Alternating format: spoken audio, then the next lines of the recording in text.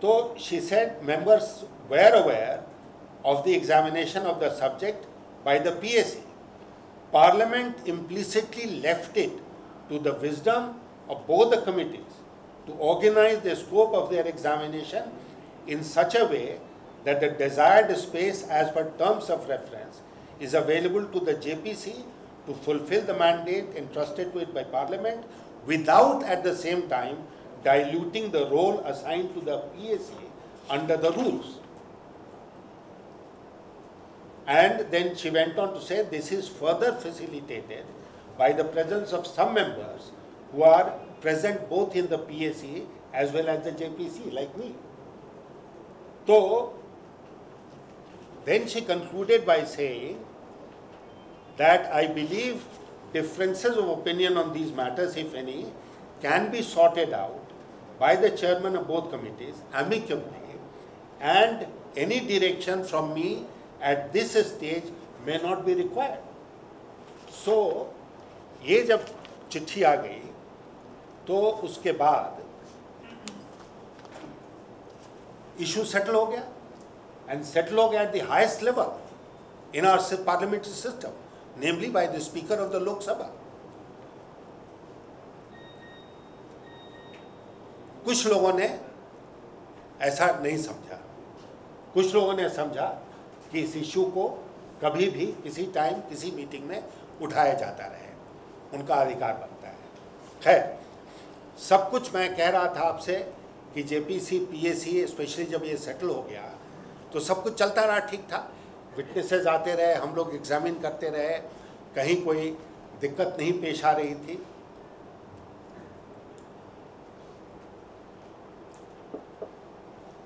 Everyone also new कि 30 अप्रैल को इस कमेटी का टर्म खत्म हो जाएगा, because it's an annual term.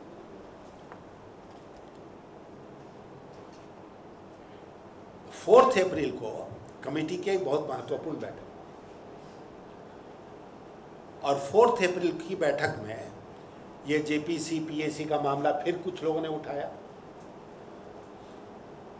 और ये हुआ कि भाई will await the speaker's direction in the matter, जो 7 अप्रैल की चिट्ठी से आया। और उसी मीटिंग में यह भी तय हुआ कि हम लोग 30 अप्रैल के पहले पहले, एंड ऑफ अप्रैल के पहले पहले अपनी रिपोर्ट इस मामले में दे दें। 4 April and 4 April the minutes were prepared as they are done, और सब मेंबर्स को सर्कुलेट हुई।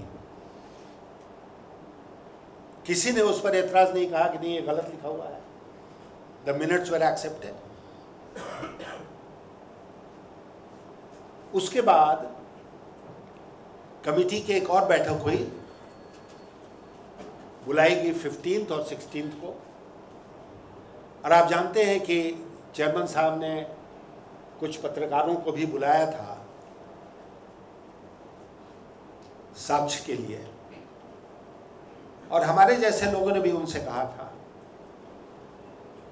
कि ये तो ठीक है आप इनको बुला रहे हैं, लेकिन मुझे लगता है कि ज़्यादा इम्पोर्टेंट है कि हम उन पदाधिकारियों को बुलाएं जिसका सीधा संबंध इस मामले से रहा है, चाहे वो पीएमओ में हो, चाहे कैबिनेट सेक्रेटेरिएट में हो, चाहे लॉ मिनिस्ट्री में हो। और 4 अप्रैल की मीटिंग में ही तय हुआ कि अगली मीटिंग्स में हम लोग किसको बुलाएंगे एविडेंस के लिए। और 15-16 की जो मीटिंग अप्रैल में तय हुई, उसमें 15 अप्रैल को हम लोगों ने बुलाया था लॉ सेक्रेटरी को, आज के अटॉर्नी जनरल को जो उस समय सॉलिसिटर जनरल थे, और डायरेक्टर सीबीआई को दोबारा, क्योंकि डायरेक्टर सीबीआई ने खुद ही पहली मीटिंग में कहा था कि मैंने अभी हाल ही में टेक ओवर किया है, इसलिए सारी जानकारी आज के दिन मुझे नहीं है, मैं आपके सामने फिर से उपस्थित होना चाहूँगा। तो ये हुआ कि इसी बीच में जांच भी आगे बढ़ी है, तो उनको ही बुला लिया है। ये 3 विटनेसेस 15 अप्रैल को बुलाए गए, और 16 अप्रैल को हम लोगों ने principal secretary to the prime minister and cabinet secretary, इन दोनों को बुलाया था।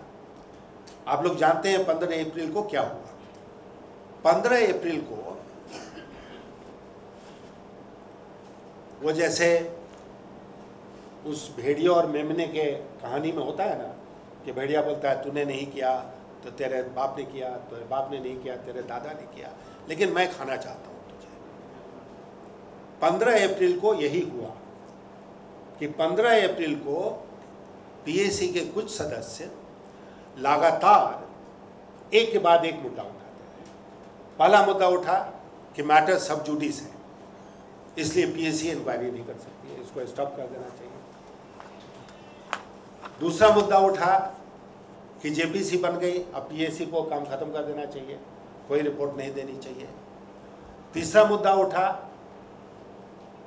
चेयरमैन मनमानी करते हैं, सारे डॉक्यूमेंट्स शेयर नहीं करते हैं, सब ज़्यादा टाइम यही लेते हैं सवाल पूछने का, और हम लोग ठीक से अध्ययन करके विषयों का नहीं आते हैं। कई सवाल इसी तरह एक के बाद एक उठते रहे। 11 बजे से लेकर 2:15 बजे तक उस दिन ये चर्चा चलती रही, और जिसको पार्लियामेंट्री पार्लेंस में फिलिबस्टरिंग कहते हैं, वो फिलिबस्टरिंग उस दिन कुछ सदस्यों ने किया। एक के बाद एक बोलेंगे, उसका तीसरा, चौथा, पांचवा, फिर इधर से शुरू होगा, फिर वो बोलेंगे। ये विषय चलता रहा, और उसके बाद जब हम लोग दोबारा भोजनावकाश के बाद बैठे, तो हमें से कुछ लोगों ने कहा कि नहीं, ये ठीक नहीं है, आप विटनेस को बुलाइए। 3 घंटे 4 घंटे से विटनेसेस बाहर वेट कर रहे हैं, उनको बुलाइए। ये बहुत अजीबोगरीब परिस्थिति पैदा हो रही है कि हम लोगों ने विटनेसेस को बुला लिया और अब हम कह रहे हैं कि हम एग्जामिन नहीं करेंगे उनको। तो हमने इंसिस्ट किया कि the witnesses must be called, और लोग विरोध करते रहे। और जब इंटरेस्टिंग उसमें यह है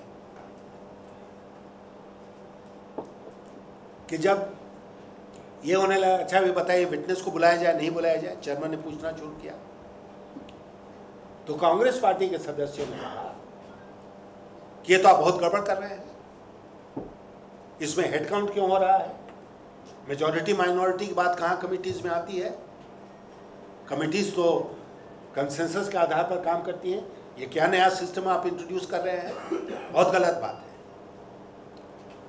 और मैं जितनी बातें आपसे कह रहा हूं, they are all backed by record. खैर, उसके बाद लॉ सेक्रेटरी को बुलाया गया।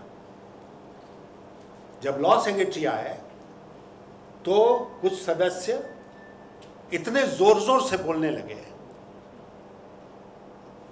कि सारी मीटिंग डिसरप्ट हो गई और कोई सवाल ही पूछने का मौका नहीं था। चेयरमैन ने 1-2 सवाल पूछे होंगे, 1-2 और लोगों ने 1-2 सवाल पूछे, कोई वातावरण ही नहीं बचा सवाल पूछने का लॉ सेक्रेटरी से। और उसके बाद ही हैड टू लीव इन अ हरी। और इस अनसीमली कॉन्डक्ट, इस नियम में यह भी है कि ऑफिशियल विटनेस के सामने members will not raise any internal issue and they will not interrupt or disturb the witness। ये सारी बातें रूल में है, लेकिन रूल जाए भाड़ में, हम अपनी चलाएंगे। और starting with filibustering that day on the 15th of April, it ended with disruption। 18-20 सदस्य हैं, उसमें डिसरप्शन हो रहा है, आप सोचिए। है डिसरप्शन ऐसा हो गया कि इम्पॉसिबल हो गया। So the director CBI and the attorney general had to be sent back, because उस परिस्थिति में उनका हम लोग एग्जामिनेशन कर नहीं सकते थे। And the meeting the next day had to be cancelled because these members insisted that 5 hours that we had spent discussing the issues that they had raised were not enough, and they wanted another meeting to be held exclusively to discuss their issues. The chairman very democratically agreed even to this unreasonable request.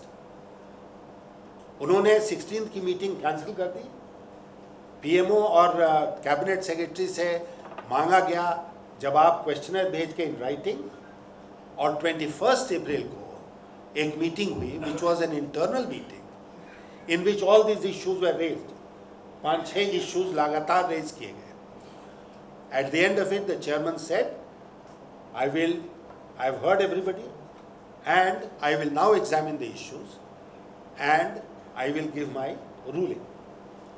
फिर उन्होंने 23 अप्रैल को सब members को एक पत्र भेजकर हर issue जो raise हुआ था उसमें उन्होंने अपनी रूलिंग दे दी।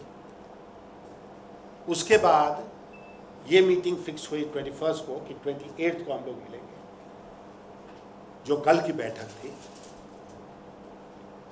28 की बैठक के लिए जो इस विषय पर रिपोर्ट बना था वो 27 मॉर्निंग को सर्कुलेट हो गया, सब मेंबर्स को मिल गया। और उसके बाद some members of the Congress party and DMK decided to go to the media instead of waiting to raise their issues in the committee the next day.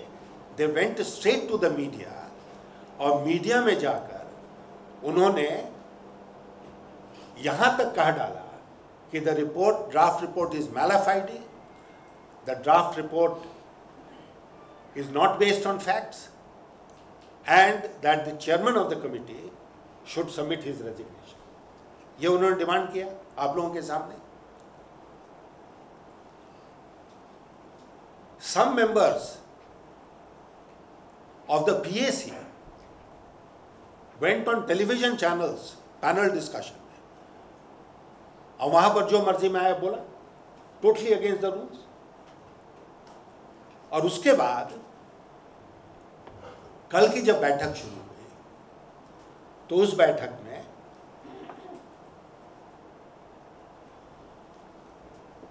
seven Congress members, as you know, 2 DMK members signed one letter and gave it to the chairman saying it should be rejected. Yeah, the report is malafide, it is not your report, it's not the committee's report, it's the chairman's report, individual report, and it should be rejected outright. ठीक है,